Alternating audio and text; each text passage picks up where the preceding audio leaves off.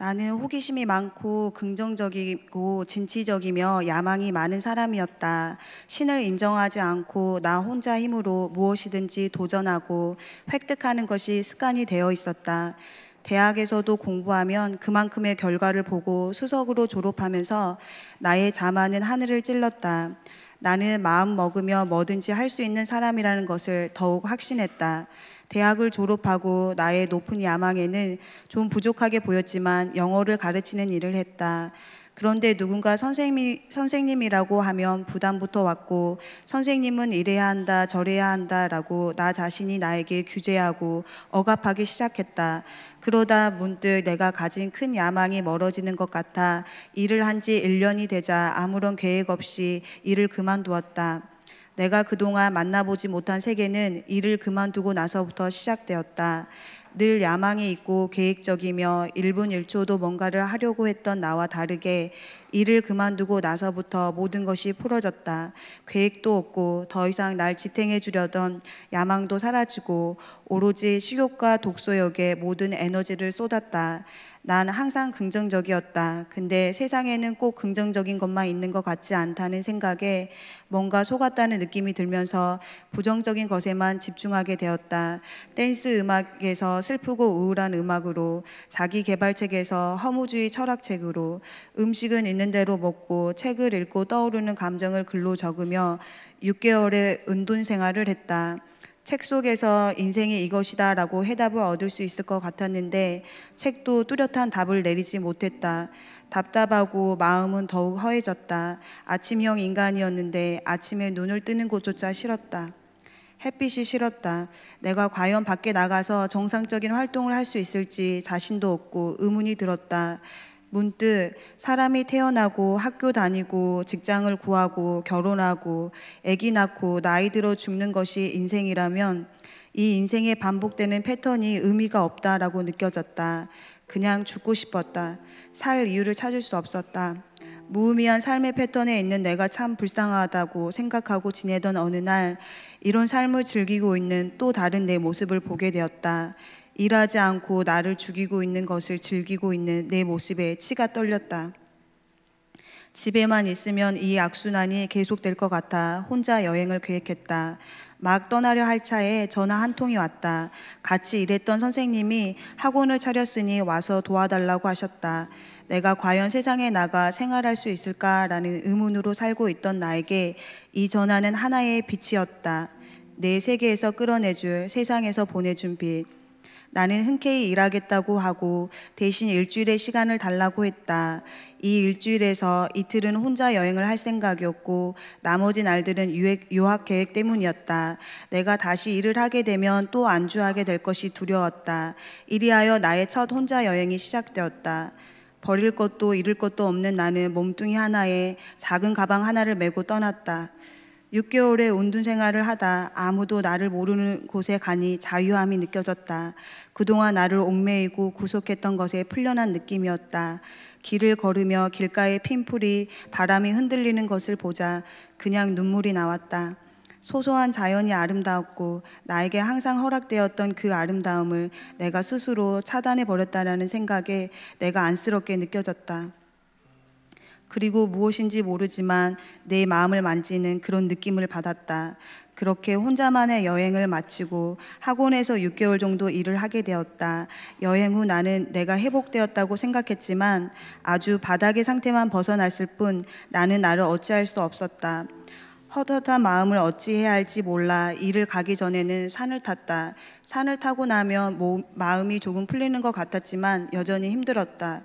인생의 의미를 모르고 살아가는 것이 너무나 벅찼다. 마음이 허한 것은 아무리 책을 읽고 산을 간다고 해도 해결되지 않았다.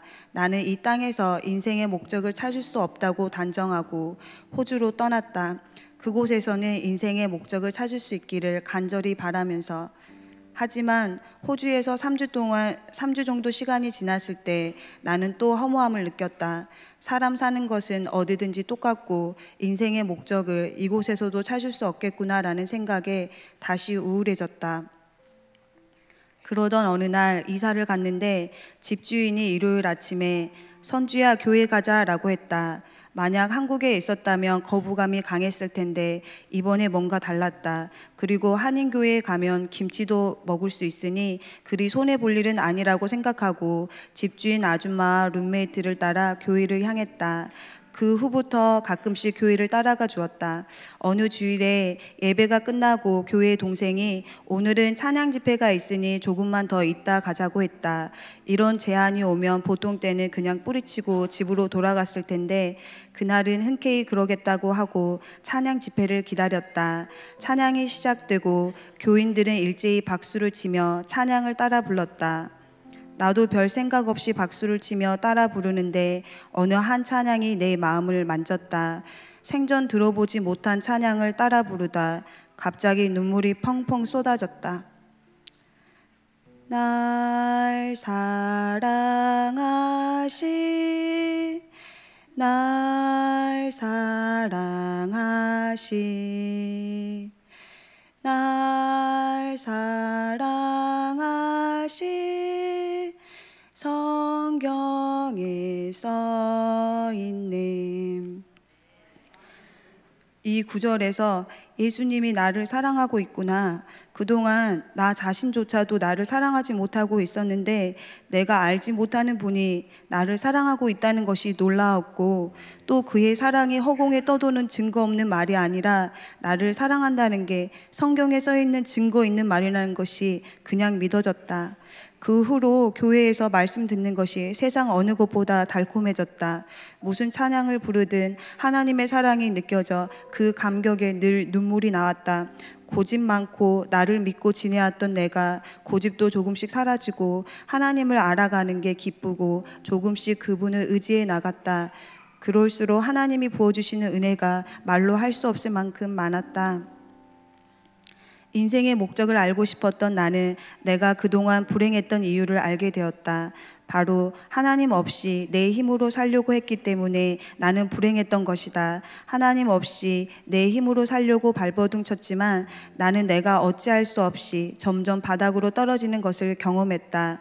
세상 밖에 나가서 다시 예전처럼 정상적으로 생활한다는 것이 안 될 것 같았는데 예수님은 나를 만나주시고 또 교사라는 소명을 주셨다. 예수님을 만나기 이전까지만 해도 세상에서 가장 지루한 직업이 교사라고 생각했다.